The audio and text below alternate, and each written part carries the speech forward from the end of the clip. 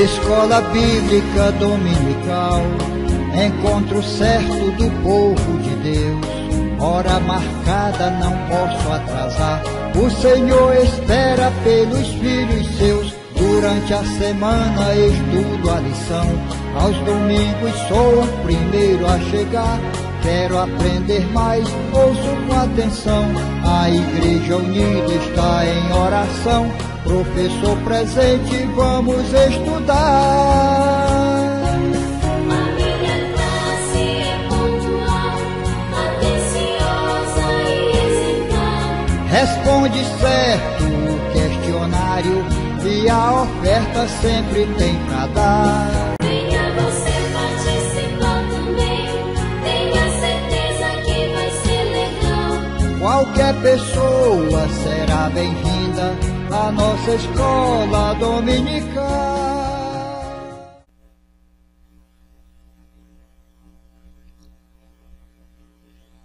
Olá, meus internautas, professor Pastor Jonias. Estamos de volta.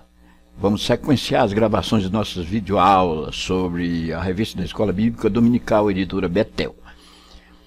Agradecemos a todos que estão participando, acessando o nosso blog, Net Dominical, também aqueles que estão acessando nossos vídeos.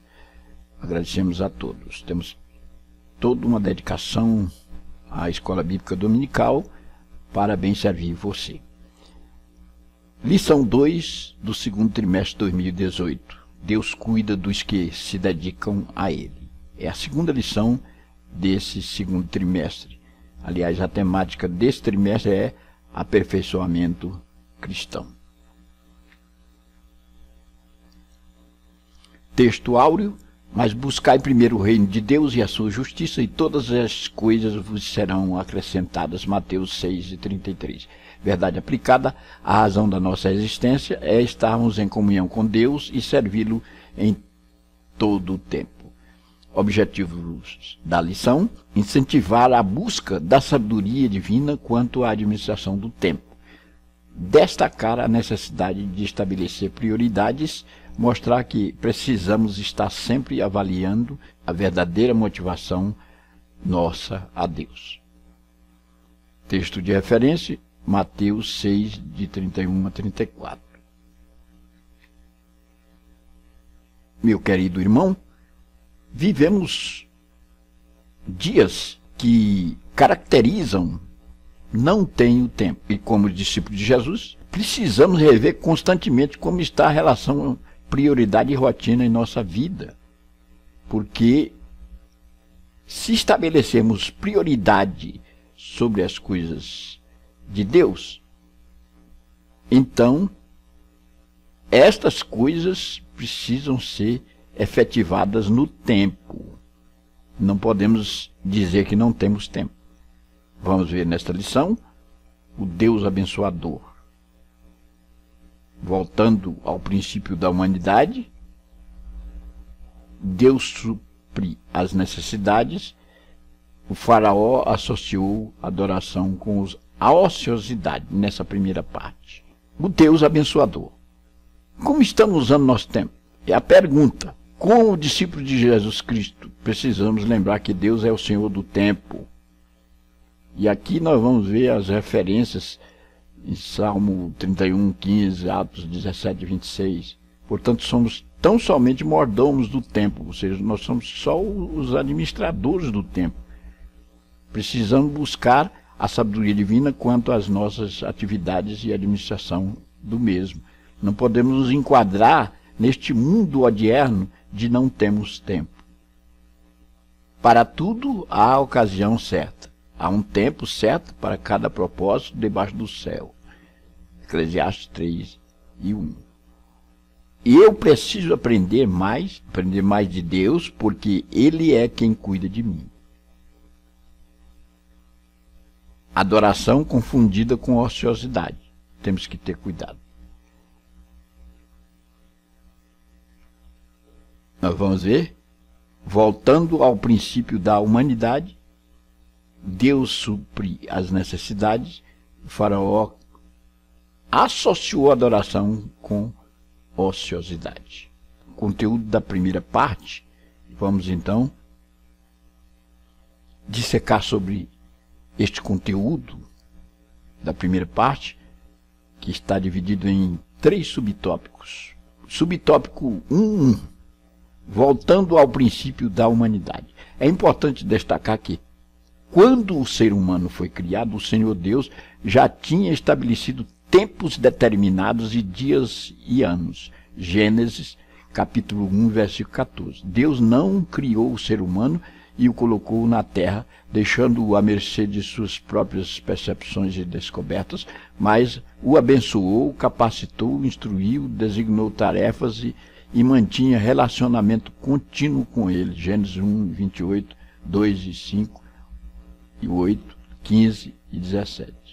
De 15 a 17. Não só criou, como mantém. Isaías 42 e 5. O Senhor Deus nos criou para Ele, para o buscarmos e nos relacionarmos com Ele. Isaías 43, 7, Atos 14, de 15 a 17 e 17, de 25 a 28. Dando uma olhada no tempo mais antigo, voltando ao princípio da humanidade, nós vamos ver que Deus, Ele criou o ser humano, criou todas as coisas e organizou tudo, sistematizou, deixou debaixo de leis irreversíveis. Deus capacitou o homem, mas deixou ele debaixo de leis do tempo. Estabeleceu dias, anos, tempos. Não deixou o homem aleatoriamente, aí à mercê do destino, mas criou este ser e, como as demais coisas, e deixou dentro de um princípio de organização extraordinária. Ele é um ser altamente organizado. E nós vamos ver, dar uma olhadinha para este mais primitivo tempo e ver que Deus criou o homem para a adoração e nós não podemos dizer que não temos tempo de o adorar. Deus supre as necessidades. Interessante notar que, enquanto o primeiro homem se dedica às tarefas designadas pelo Criador, e aí Deus determinou para lavrar a terra, guardar o jardim, nomear os animais, e temos o registro em Gênesis 2, 15, 19 a 20, Deus percebeu a importância de Adão ter uma ajutora, Gênesis 2, 18, 21 a 23. O Criador continua atento à sua criação. Ele não apenas percebeu, mas agiu para suprir. O Senhor Deus é Jeová Jiré, Deus que supre. O Senhor proverá, o Deus que provém. De si mesmo, o homem não consegue perceber todas as suas necessidades. Nem sempre sabemos o que realmente é bom ou não para nós. Importante estarmos cientes de nossas limitações até para conhecermos tudo acerca de nós mesmos. Não fomos feitos pelo Senhor para vivermos separados dele. Aqui nós vamos perceber um Deus que supre as necessidades. Quando olhamos o histórico da humanidade, nós vamos ver Deus criando Adão e vendo a necessidade de uma ajutora, de alguém que pudesse auxiliar Adão, criou Eva. Então ele supre as necessidades. É um exemplo que materializa essa ideia, a ideia de um Deus que supre as necessidades do ser humano. Poderíamos citar inumeráveis outras situações, mas vamos ficar com essa aqui do Éden. Quando Deus criou Adão e supriu a sua necessidade iminente, lhe dando Eva, sua mulher. Como Deus fez lá no Éden, ele continua fazendo até hoje, suprindo as necessidades. Quando olhamos para a nossa vida nos tempos odiernos, vemos um Deus supridor, um Deus que provém, um Jeová Jiré, que cuida de nós com detalhes, que providencia todas as coisas, que está atento atento às nossas necessidades, para supri-las. Aleluia. Vamos ver aqui no ponto 1.3, o subponto 3, Faraó associou a adoração com ociosidade. Vamos dar uma olhadinha na história de Israel, lá na terra de Gósen, lá no Egito, oprimido pelo Faraó. Êxodo capítulo 5, versículo 8 e versículo 17. Encontramos o registro da associação que Faraó fez entre ociosidade e adoração e serviço ao Senhor. O rei do Egito, ao ouvir a mensagem de Deus, por intermédio de Moisés e Arão, para que deixasse o povo de Deus ir ao deserto para celebrar uma festa em honra ao Senhor, Êxodo 5:1, imediatamente interpretou que o povo hebreu estava muito ocioso e por isso pensava em sacrificar ao Senhor Deus. Veja a associação que fez o Faraó, o rei do Egito, quando Moisés solicitou que o povo se deslocasse até o deserto para fazer uma adoração ao Senhor, para adorar a Deus. O povo só trabalhava, estava dedicado ao serviço. Era o serviçal do rei, era o serviçal do imperador, do mandatário maior do Egito. Ele entendeu que o povo não tinha o que fazer, estava ocioso, precisava de mais trabalho. Assim também nós temos na modernidade muita gente pensando que precisamos apenas das coisas materiais. E quando tiramos um tempo para celebrar ao Senhor, ou ir a uma igreja, ou adorar a Deus, estamos ociosos, não temos o que fazer. E não é assim. Pelo contrário, a nossa adoração a Deus é a razão da nossa existência. Deus nos fez para isso. O Faraó estava interpretando mal. Ele não estava entendendo. A adoração era a prioridade e depois o serviço. Mas ele entendeu que adorar a Deus era perca de tempo e intentou no seu coração em multiplicar o trabalho do povo para que este não viesse ou não fosse ao deserto adorar a Deus. Veja bem que descalabro. Segunda parte. É preciso estabelecer prioridades. Num contexto de correria e muitas ocupações para suprir as necessidades fundamentais da vida, há a tendência de nos afastarmos de nossas responsabilidades no cuidado da vida espiritual e no serviço do reino de Deus. Nós vamos ter 3 subpontos. A garantia dada pelo Senhor, o reino de Deus e a sua justiça em primeiro lugar, aproveitar as oportunidades. Vem comigo. Conteúdo da segunda parte. Subponto 1, ou seja, ponto 2, 1. A garantia dada pelo Senhor. O Senhor Deus nos conhece.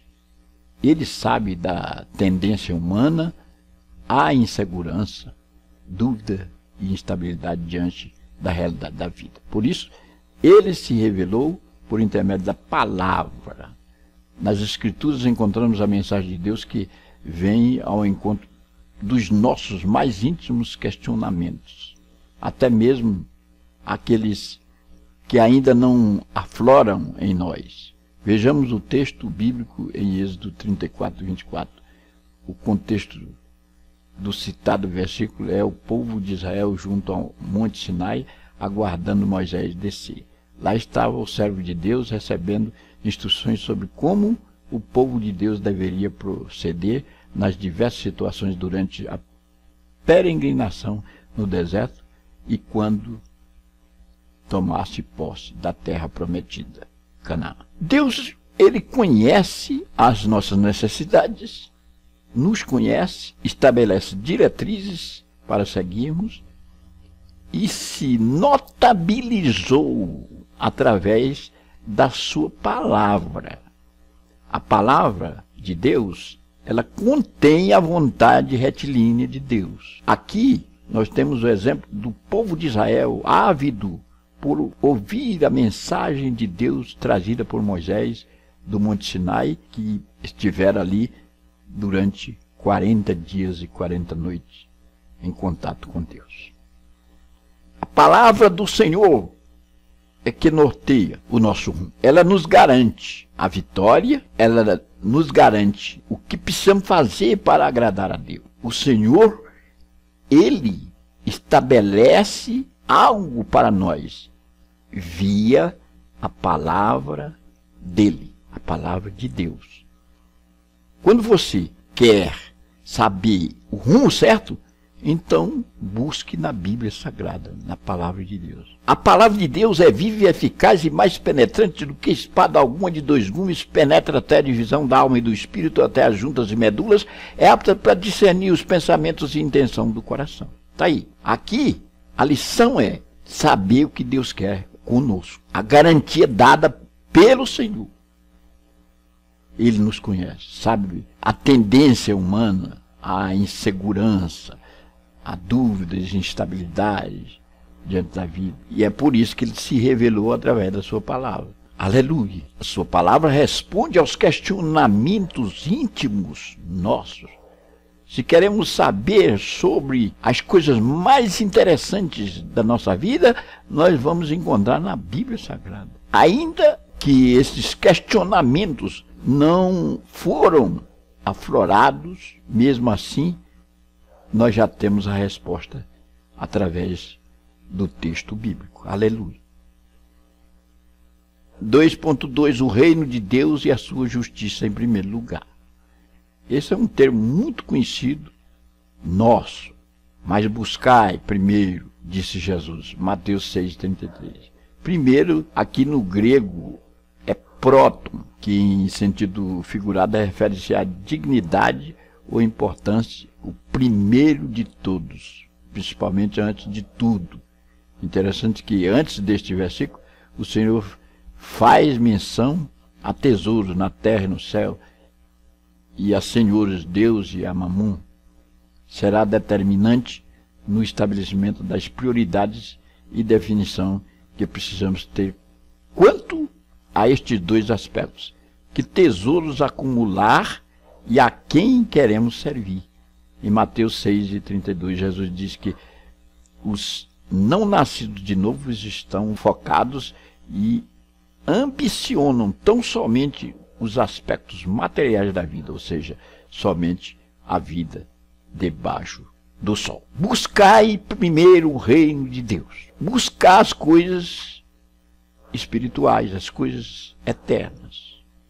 Em primeiro lugar. Estabelecer prioridade. Aqui nós temos uma palavra muito conhecida, próton, que é a menor partícula indivisível, e no sentido primeiro, que tem um sentido figurado, que é referindo-se à dignidade ou importância, a importância do primeiro lugar, da primazia, de se estabelecer algo em primeiro plano. As coisas de Deus precisam ser priorizadas e colocadas em primeiro plano. Precisamos saber que tipo de tesouro nós vamos acumular.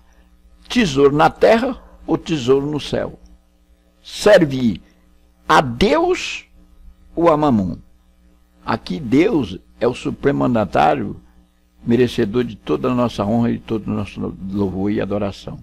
E Mamon é um vocábulo que nos remete à compreensão de coisas materiais, o Deus do dinheiro, o Deus da matéria. O sentido aqui é a materialidade, as coisas da terra, as coisas que nos agradam pessoalmente, que agradam os olhos, o fator econômico, o dinheiro. Mamon é o Deus do dinheiro. Que Deus você está servindo? Você está buscando o reino de Deus e a sua justiça em primeiro lugar? Ou está voltado para Mamon, para o Deus do dinheiro? O Deus das coisas materialistas, materiais. E até faz um verdadeiro malabarismo na religião para absorver esse dinheiro. Tem pastores, pessoas aí que estão fazendo e acontecendo para ter um fim de lucro, para ter estipêndios, para ter um resultado econômico na religião. A igreja está a serviço de Mamon, está a serviço do Deus do dinheiro.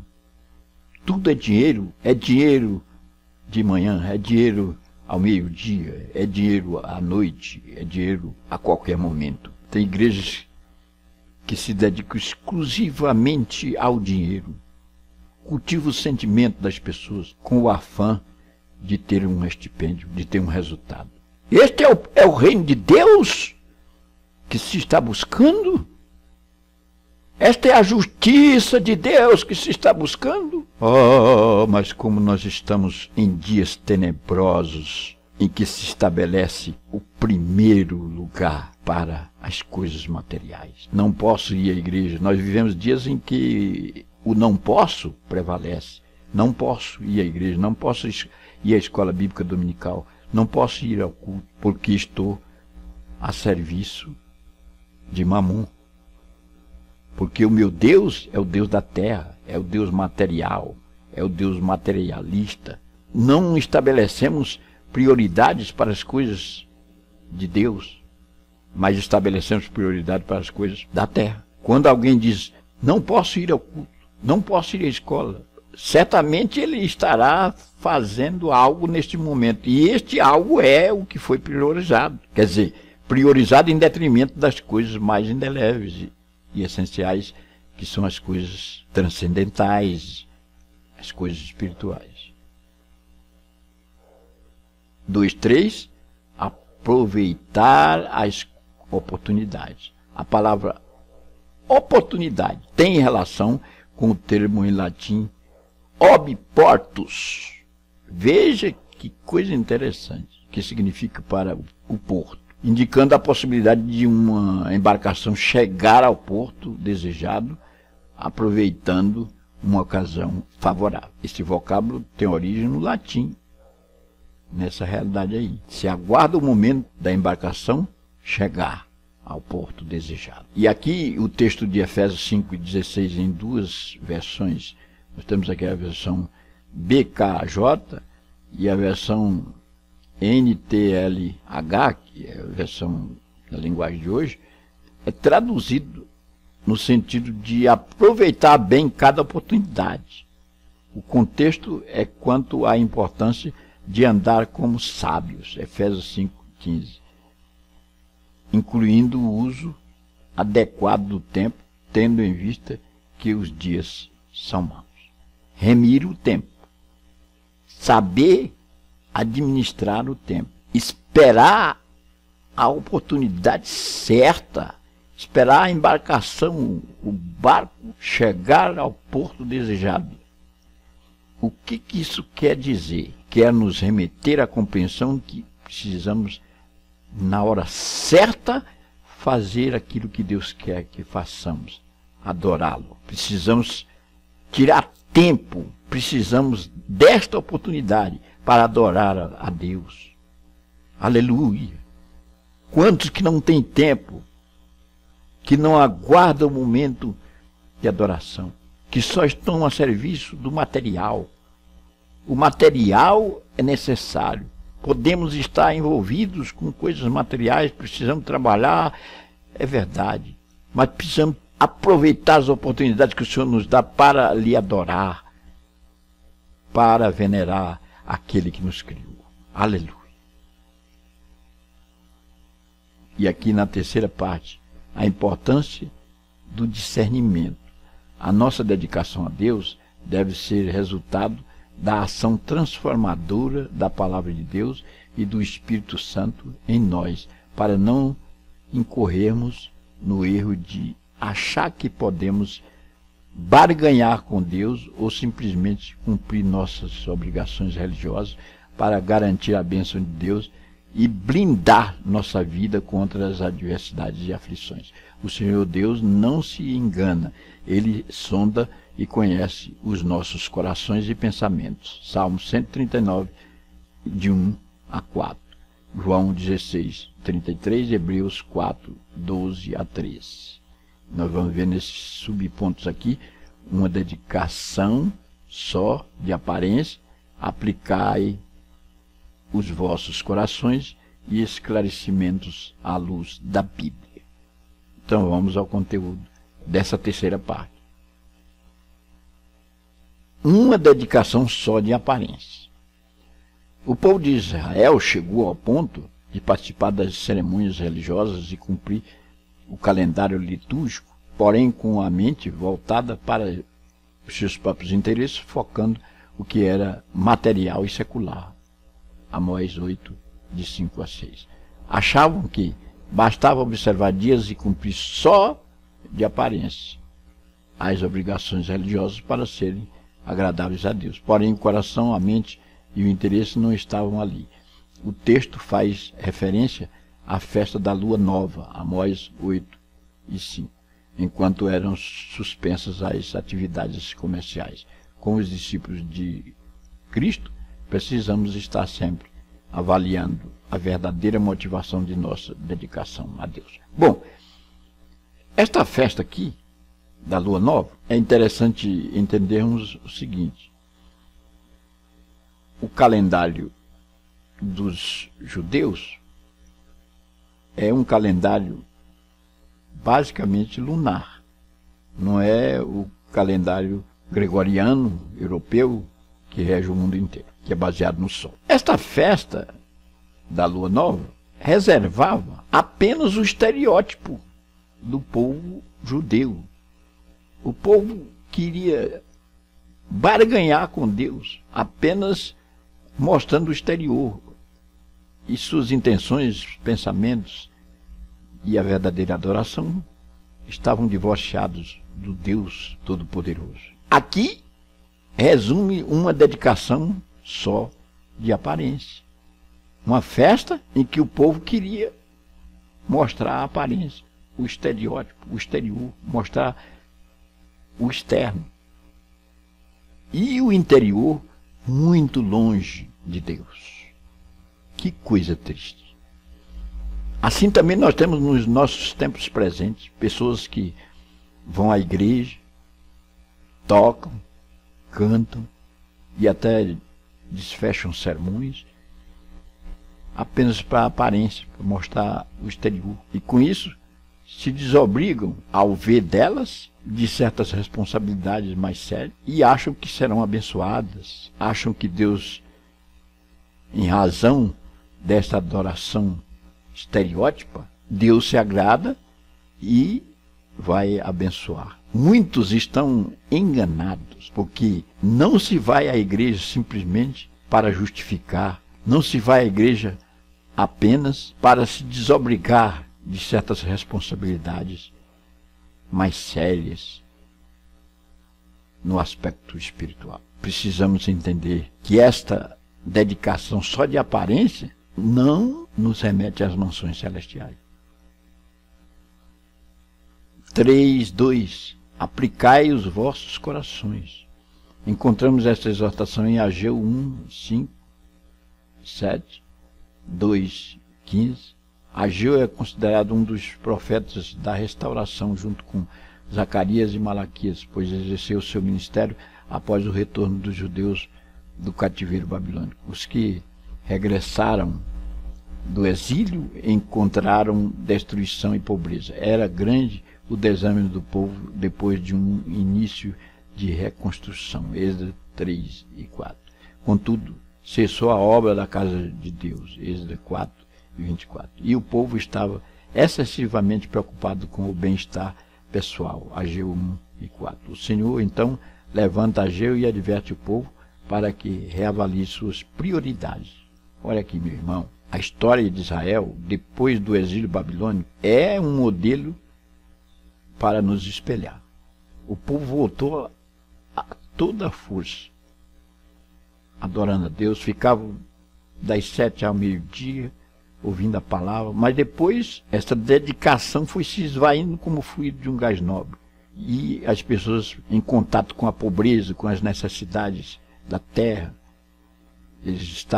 As pessoas estavam voltando do cativeiro e ali só tinha pobreza, precisavam das coisas materiais, queriam riquezas, coisas terrenas. E aí, nesse tempo, justamente o Senhor levanta Ageu para advertir.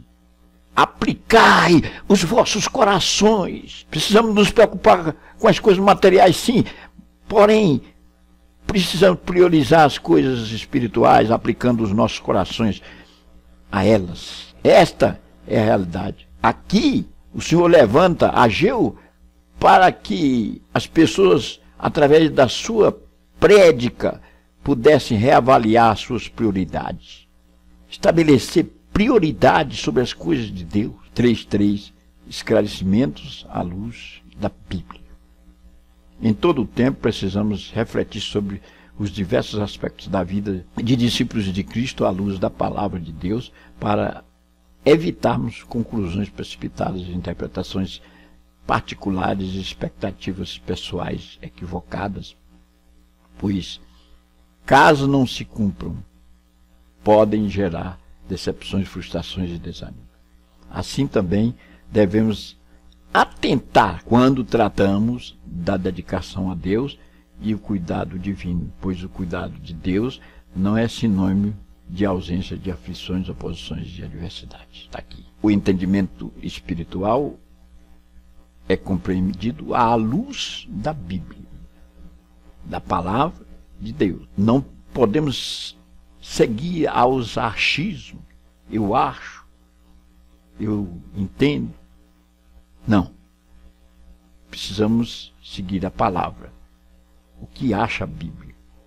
Porque senão nós vamos estar sempre equivocados, baseados em nossos achismos, aquilo que nós achamos. E aí nós não vamos entender as coisas espirituais conforme elas são, porque quem discerne as coisas espirituais são os espirituais à luz da palavra espiritual, a Bíblia Sagrada. Aqui está o autor nos encaminhando a um entendimento sobre as coisas espirituais. Priorizá-las, entendê-las, colocarmos em nossa vida estas coisas espirituais em primeiro plano e depois as demais. O profeta Ageu traduziu muito bem esta realidade quando ele citou: aplicai os vossos corações. E aqui está o esclarecimento à luz da Bíblia Sagrada. Em todo o tempo precisamos refletir sobre os diversos aspectos da vida de discípulo de Cristo à luz da palavra de Deus, para evitarmos conclusões precipitadas, interpretações particulares e expectativas pessoais equivocadas. Meu querido irmão, para que a nossa vida seja dedicada a Deus, nós, discípulos de Cristo, precisamos pertencer a Ele, para vivermos segundo a sua vontade e para a sua glória. Portanto, precisamos nos render ao plano de Deus, pois somente assim discerniremos a verdadeira razão de nossa existência e encontramos paz. Nesta lição, absorvemos o conhecimento de agradar a Deus, priorizando a sua vontade em nossa vida. Não podemos nos inserir no contexto dos tempos odiernos. Não tenho tempo. Precisamos estabelecer prioridades sobre as coisas santas de Deus, porque aí estaremos agradando a Deus. As demais coisas virão. As demais coisas estarão em segundo plano. Em primeiro plano, as coisas santas. É o que o comentarista quer nos remeter à compreensão. Em resumo, absorvemos que nossa vida é para adorar a Deus, em razão de estabelecermos prioridades sobre as coisas de Deus. Não é o material que vai sobrepujar em nossa vida. Não deve. e sim o espiritual. Essa dedicação a Deus nos faz sermos discípulos de Jesus Cristo, nos dedicando primeiramente a Ele e depois às demais coisas, servindo a Deus e não a Mamon, servindo ao Deus dos céus e não ao Deus da terra, ao Deus do dinheiro, da economia, do consumismo, servindo a nossa vontade própria, a nossa vaidade, querendo ter resultados vantajosos em todas as coisas para ter uma posição social e econômica privilegiada. É pecado ter alguma coisa na vida? Não. É pecado se desejar ter uma vida melhor? Não. Deixo claro aqui esta realidade. Porém, estas coisas não devem sobrepujar as coisas do Espírito. Deixa aqui o questionário. Que Deus nos abençoe.